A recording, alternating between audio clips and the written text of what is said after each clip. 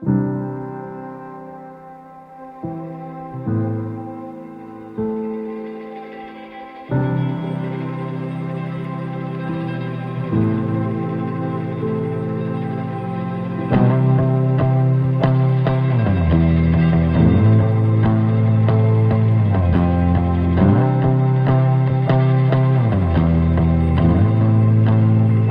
my sound preferences are. I like bass.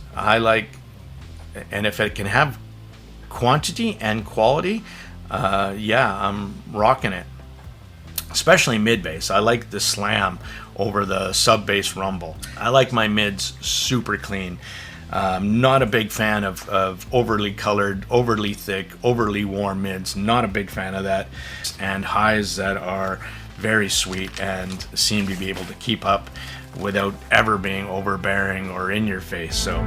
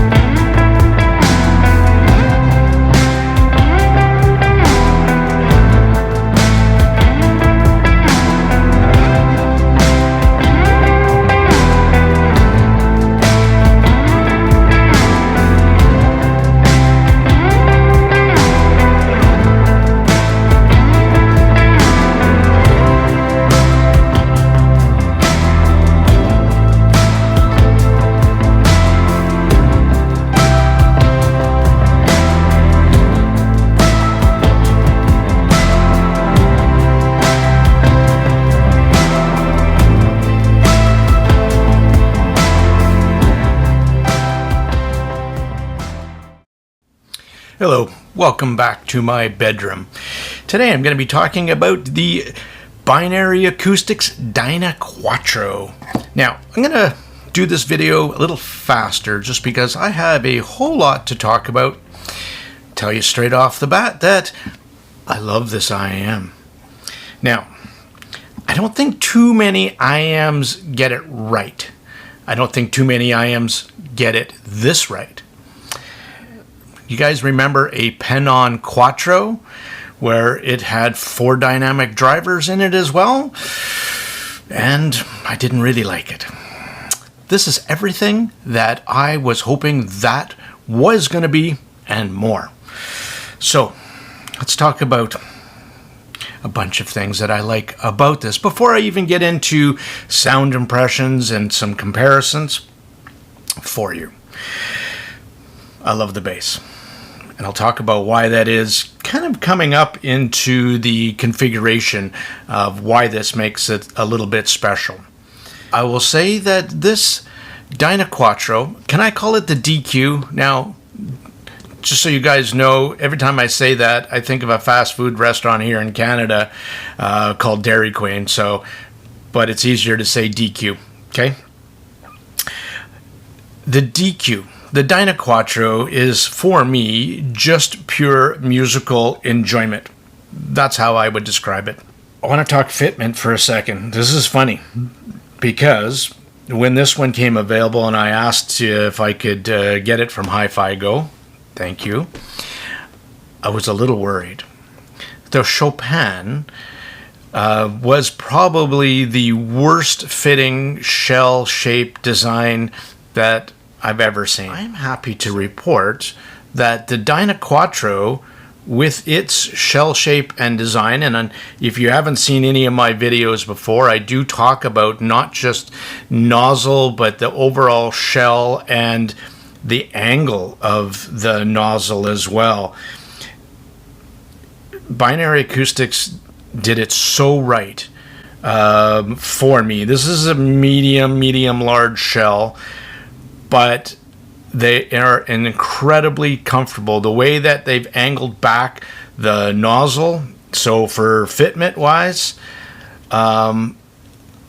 they're so comfortable for me. I could listen to these things, I do, for many hours on end with zero fatigue. They just melt into my ears. Here I'm using some Oslo crystal tips.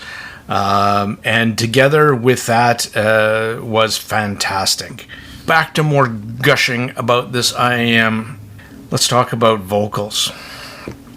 This set uses 3 dynamic drivers and a passive radiator in a very unique kind of configuration.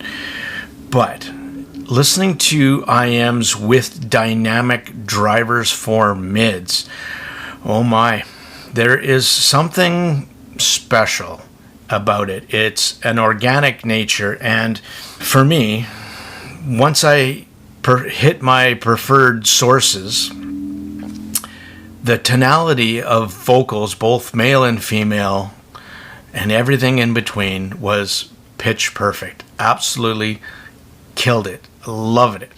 I'm also going to say, for me, and I'll pull up a graph a little bit later, that this is a very balanced IAM, and I'll explain why. And I did a video a while ago about what balanced means to me, but I'll just quickly reiterate. Balance to me means that there isn't an overemphasis of one thing and a overemphasis or a lack of something else. Everything is kind of balanced. It has enough bass to make it exciting. It has enough mids to be engaging and be correct, and it has enough treble to keep up with everything else. The treble doesn't overpower the mids, and the mids don't overpower the treble, or the bass doesn't.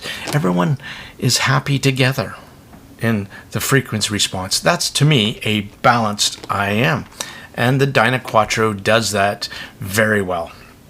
For me, once I dialed this IAM in with tips and sources, I found that it was the perfect mix, and I talk about that for energy in making male vocals sound good, sound perfect without messing up female vocals. Or if you do it, don't do it too much. So, and these are very source selective in the fact that they will pick up your source. So if you're using a warm source, you will have more thicker bottom end and be biased towards male vocals. And if you are listening to, say, a thinner source like an Ibasso dongle, the DC07 Pro, it would then favor more towards the female vocal. So source not dependent, but definitely this can pick up your source and transmit it into its overall tuning frequency. So, and sources will do that, right? The added bass that this does, and the way they do bass, I think counteracts the bit of, and I'll pull up a graph here to take a look at that. Looking at this kind of graph and the energy that comes after into the upper mids, it has some upper mids energy there, And sometimes if you have that, but not enough into the lower frequencies, into the bass or the lower mids, that then it will become shouty and overly forward, where this set does not sound like that at all for me. What happens with that extra energy down below? It makes cello sound good, piano, all the correct note weight that's needed, pitch perfect tonality wise, and very organic and smooth, and that transmits across the entire frequency range of this IM. So I think if we're just talking about the lower frequencies just for a second, the bass is kind of cool on this set. It pulls down low. It still has some impact for you, and it has a decent amount of decay, which was quite nice. And I think it had to do with the build of this thing. So just talking about a couple of the features for a second. That faceplate, right? Well, that was dumb. Why don't I just show you the IM? There we go. That motif with the 4 drivers on there, and that's exactly how they got inspiration for this faceplate. It's a double machined aluminum, anodized silver and anodized black top plate, and a skin-friendly resin on the bottom that's kind of got this blacky but semi-translucent thing going on at the bottom. Very cool. And the cavity itself, the actual resin body itself, has got like this texture to it. It makes it grippy in my ears and yet comfortable at the same time. But with these, let's talk about these 3 dynamic drivers. The 10 millimeter is described as a double diaphragm composite low frequency dynamic driver. Some of its standout features are internal and external magnets, motor structures, and very large voice coils, which will also probably explain why this one's a bit of a power pig.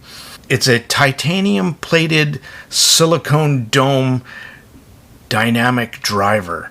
Now, typically titanium drivers are known for their lightweight, their speediness, but this composite driver has some unique properties to it.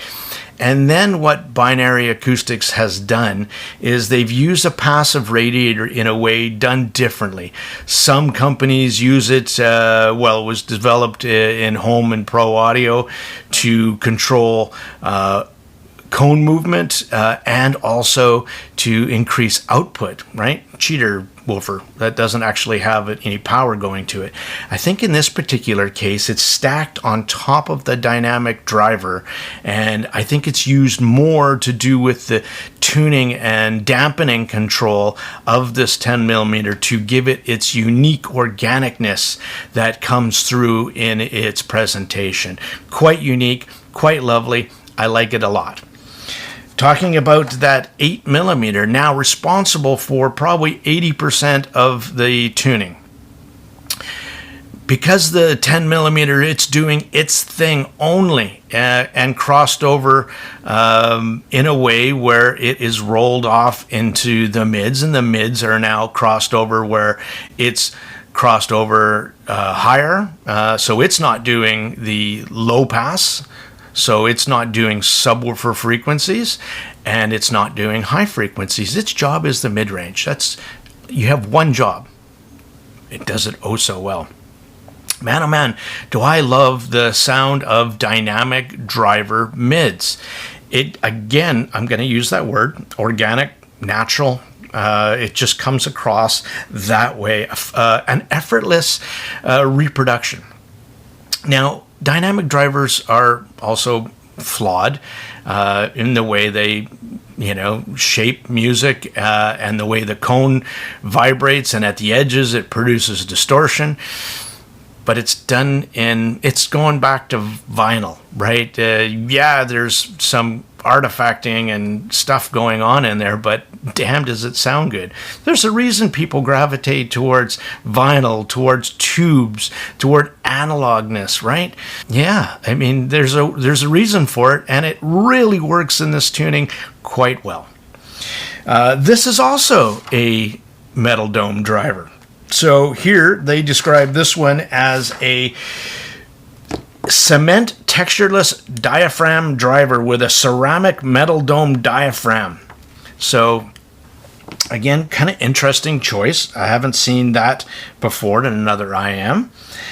And then we move into the little guy, the 6.8 millimeter pure aluminum dome for the high frequencies.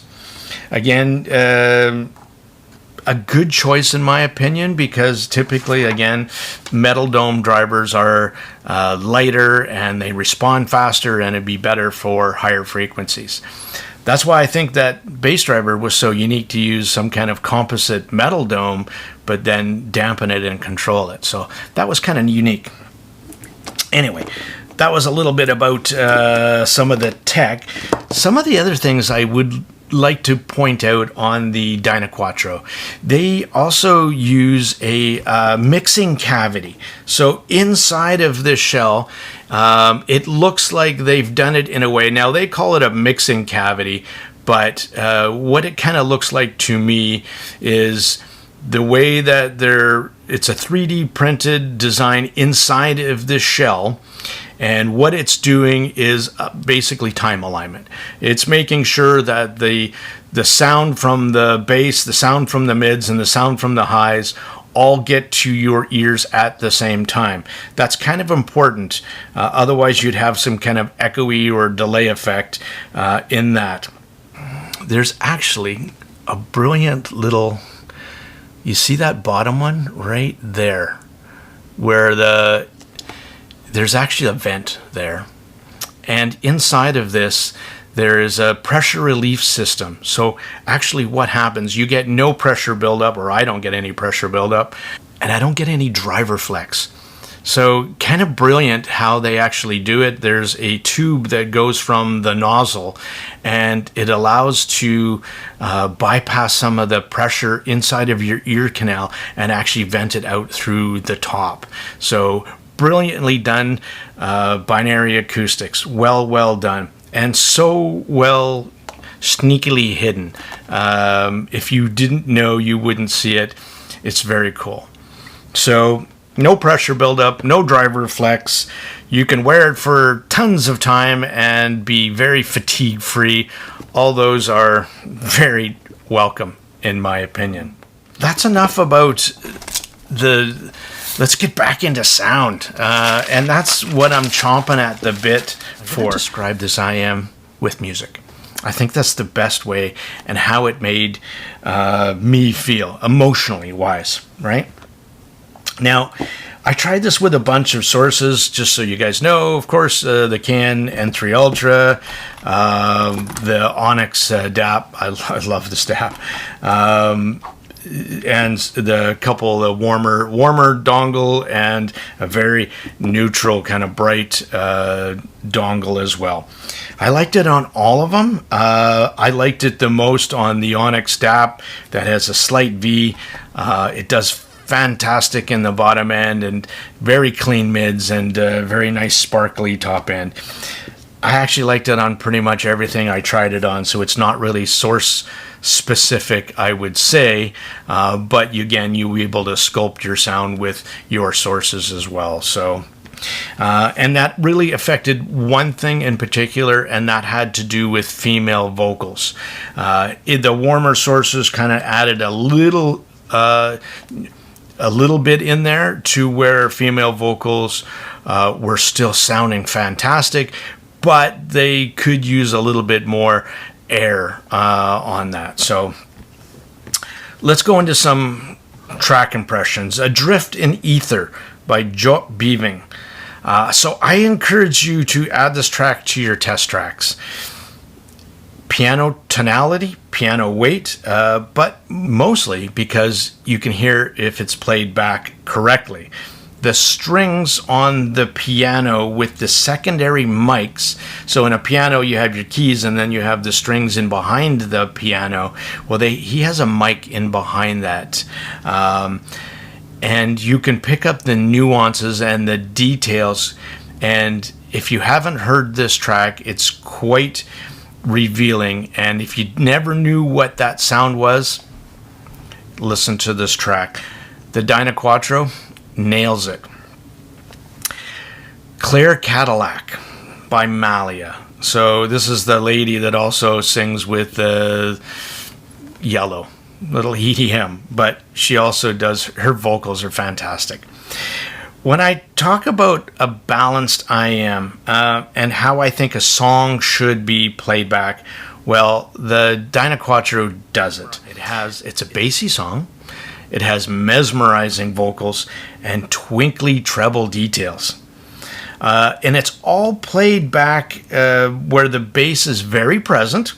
It doesn't overpower the vocals, and enough highs to add in the special effects in the top end to bring a big smile on your face. So it balanced this song out quite nicely. That is kind of my takeaway from this track when I listened to it. Nothing sounded thin, nothing sounded overly boosted. It was all very well balanced in its replay. And that doesn't always happen. Hey You by the Royal Philharmonic Orchestra playing some Pink Floyd. Macro and Micro Details by the Bucket Loads. Orchestral music and the nuances required correctly to replay this track. Hell yes. Now, macro details. What do I mean with that? Well, micro details are the ability of something to replay back when there is quiet passages and then it ramps up, and same as macro details. Overall in the song, can the IM or whatever gear you're playing bring out the nuances required to bring emotion to the music by changing its volume of the overall track and within a specific part of the song. Micro details, macro details. That's what I mean when I say that. And orchestral music is very good like that, because there'll be some very quiet passages and then all of a sudden it'll ramp up or ramp down and to bring you focus. And the Dynaquattro can do that as well. And it does it very well. My Immortal live version by Evanescence. This is now what I was talking about with vocal weight. This was played back, and I use these words: riveting, engaging, spine-tingling, hair-raising, orgasmic. That's how this Dynaquattro played back for me. Amy Lee is singing into the mic while staring directly into you, and you know that this song is for you and you only, while the audience is cheering you on all around you. That's how it came across. The Dynaquattro did for me. Haters Anthem, Infinity Song. Haters Anthem, Infinity Song. Damn, do I love vocals on this set. Perfect stage presentation, wide, great stereo effects, and separation. It was fun and engaging. On the Onyx, one of the things about this DAP that I really love is its ability to project a 3D stage, and it really amplified and played to the strengths of the Dynaquattro. It was a really, really fun experience. Chemical Mentalist. Let's go to some crystal meth and some EDM. Slam. Okay. Oh my God, fun to the 10th power. EDM, yes. Is the dynamic driver in the Dynaquattro the fastest in the planet? No, it is not. Though it does have tons of mid-bass that doesn't bleed very much, minutely, into the mids. It still gives EDM that effect that you like. You can crank it up, turn it up loud, and just blast it, and without fatigue and just the fun factor, right? Sometimes I never got to a point where I wish this driver was faster. It is so unique and big speaker sound that it's just really engaging. And it'll do EDM. It'll do that slam with volume. So no problem there as well. Poem of Chinese Drums. So we're going to go back more into more bass again by Hockman Yim. The secondary harmonics, the decay, the tonality, the weight, the overall replay was very, very well done. This dynamic driver is actually very speedy, and you can kind of hear it's being dampened by that passive radiator bit to give some kind of wowie factor into the bottom end. It's unique, and I really do quite enjoy it a lot. The Bossa Nova Sessions by Eden Atwood. I have this track in a DSD 512. When I play that back, jazz is simply incredible. The double bass was boom, boom, boom, boom, and the vibrations in your little ear hairs was pretty cool. But what shocked me in this track was actually the resolution on simply how realistic and standout the instrument sounded. And that's that mid-dynamic driver going to play right there. A Whiter Shade of Pale by Annie Lennox. Perfect female vocals, not too weighted, not too thin. The left, right, left panning stereo effect is trippy on this track, and the Dynaquattro does a great job bringing that kind of emotion into that mix to you, and really just making it a very engaging track to listen to. At 2 minutes and 24 seconds, there's a harp at this timestamp. It sounds very good, so here's where I thought it could use a little bit more pluck in the harp, but the resolution of the strings, how you can hear the strings resonate, are very, very good. The Trip Out, the Crystal Method, more EDM. Man, do these things slap. They really do. So Addicting bass. Again, it's not a super incredible speedy bass, but when it's asked and when you feed it power, yeah, they slap. Volume 213 is where I had it. Kiss Me. Now, this is the acoustical version from Sixpence None the Richer. This dynamic driver, again, I just wrote a big heart with a arrow through it because it was lovely to listen to. I think I listened to that song about 6 times over and over again. This I Am for me was, Last Day of Our Acquaintance by Sinead O'Connor. At 3 minutes 30 seconds, when the treble kicks in, if you weren't hooked on the seductive vocals you were listening to, you just finished. House of the Rising Sun by Joan Baez. The nuances and the fluctuations of her voice will give you goosebumps in this track. The Dynaquattro can produce that kind of now, some people call that micro nuances, not to be confused with microdynamics, but just the resolution of the ability of the driver to pick up stuff like that, right? Another DSD 512 track by Wu Wei called the Silk Baroque. The one thing about the Dynaquattro I wish could do would be a smidge better on some string instruments. The higher tone ones like violin sound a tad too thin on the treble. I also tried a little bit of a PEQ fix. Now remember also too, I'm 54, so my ears probably aren't, if you're younger than me, you don't have as much probably high frequency loss. So what you could hear is probably what I want to get. Something to keep in mind as well. So maybe my high frequency, I lose a little bit in the top end, where here I'm wishing there was a little bit more in the top end to make the strings and violin sound a little bit more sharp.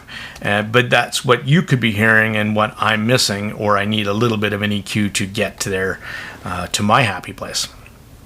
You Look Good to Me by Oscar Peterson Trio. Jazz. Yeah, jazz me up. Really.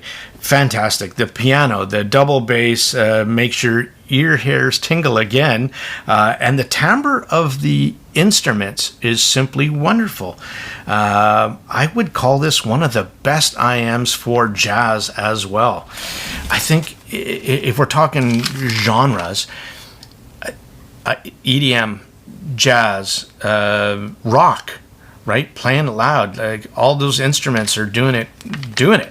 I think where if you're a strings lover, then again, depending on your age and your hearing, you might wish for a little bit more.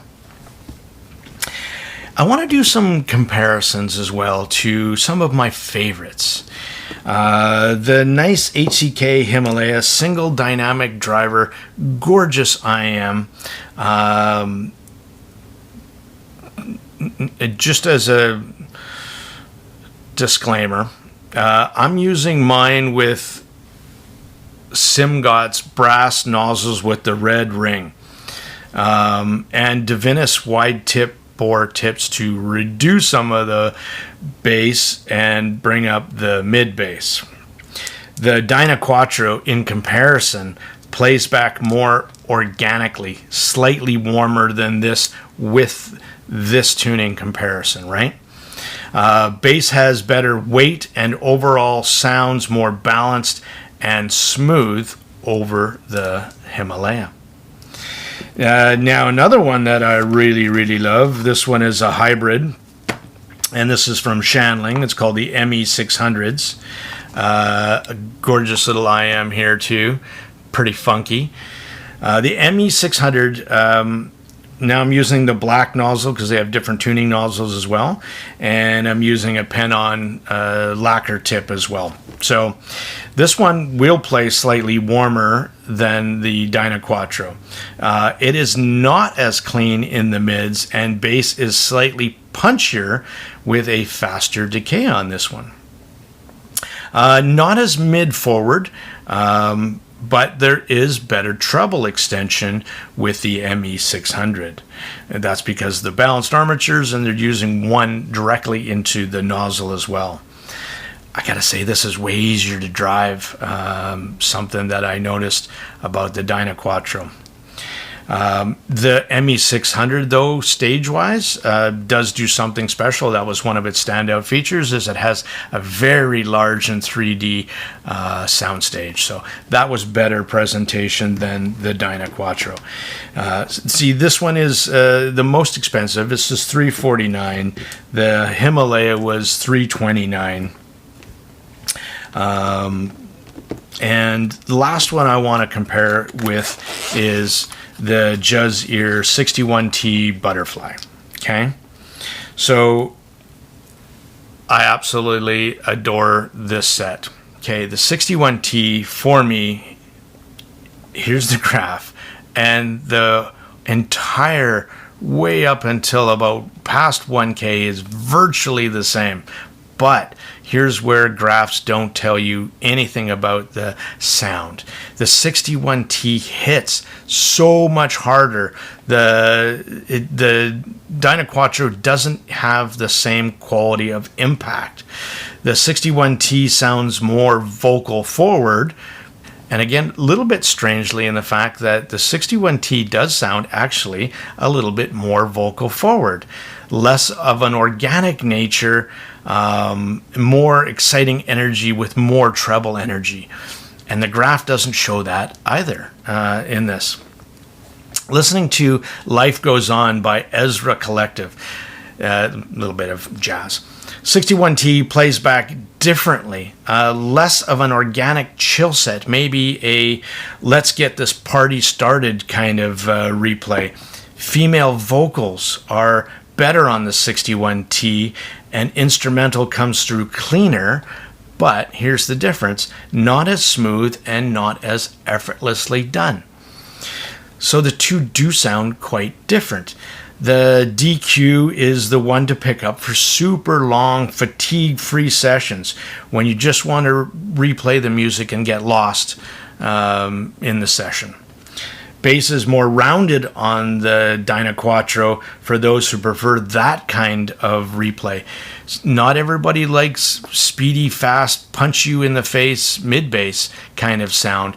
That's the 61T for me, where the Dynaquattro has that, again, big speaker box sound and more kind of laid-back, organic, I wouldn't say sub-bassy, but just presents that way differently than the quick, punchy mid-bass. So really depends on your personal taste of what kind of bass that you like. I like both of these replays, so I would pick one up. They complement themselves very well, these two sets. You could have these two sets and be kind of two and done, right? Cover all your bases. So they complement each other very well. Overall, just to conclude, I'd say this is damn near a perfect set tuning-wise for me. Again, if I had a wish list, again, a tad more treble extension, 50-year plus ears, to make strings have a bit more bite, bring up the female vocals, and a smidge less weighted.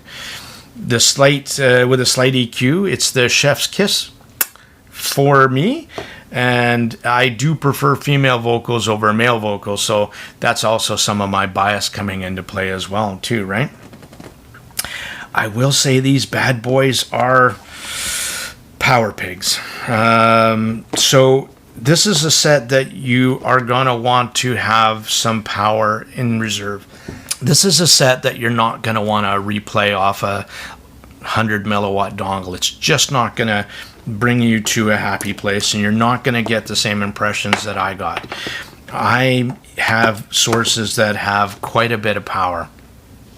The Ibasso DC07 at 430 milliwatts and balanced was good. And again, the Onyx in its warmer, again, 500 milliwatts. That's the kind of level I think that you should have, or adapt at least, in order to run this set. Please don't try to run it off a little dongle because it simply won't give you the same impressions that I just shared. It needs power to make it sound and come alive. And I told you so. So please, if you're thinking about picking up this set, also consider the fact that it is a very hard IM to properly drive, and it does need lots of power to make it go. So keep that in mind, please. As an overall package, you get some pretty standout stuff. I didn't talk about some of the. I love this case, this Pelican style case. Absolutely fantastic. Great size, pocketable, modular cable, though a little rubbery, a little tangly, but sounds great with the IM. So really everything in the box that you needed. I even tried the stock tips, which worked great for me as well. But I just prefer the Asla crystal just to fit in my ear holes a little bit better. So this set for $259.99 is a fantastic value. It's kind of unique in an all dynamic driver set that is tuned really well. if you are a fan of those like pen-on vocal mids and you were looking for something better tuned, this is the set that set should have been. And even if you do love that set, because what was standout about that set was the mid-range and how it presented in its tonality. This does that, but better bottom end, better bass, and nicer sparkly highs in the top end that sound very balanced overall. So, terrific set. I love it very much. Binary Acoustics, you did well. Very good. Congratulations. Great set. I enjoy it immensely.